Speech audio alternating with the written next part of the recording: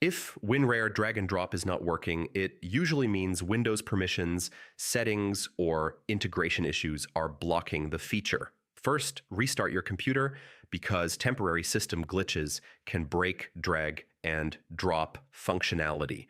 Make sure you are running WinRAR with proper permissions. Try right-clicking and running as administrator. Check if both the source folder and destination folder are accessible. If either location has restricted permissions, drag and drop will fail. Open WinRAR settings and ensure shell integration is enabled, since missing integration can break drag and drop support.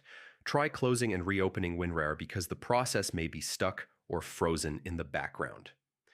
Disable any third-party file managers or system tweak tools, as they can interfere with Windows drag and drop behavior.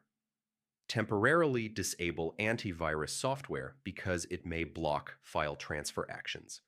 Try updating WinRAR to the latest version to fix compatibility issues.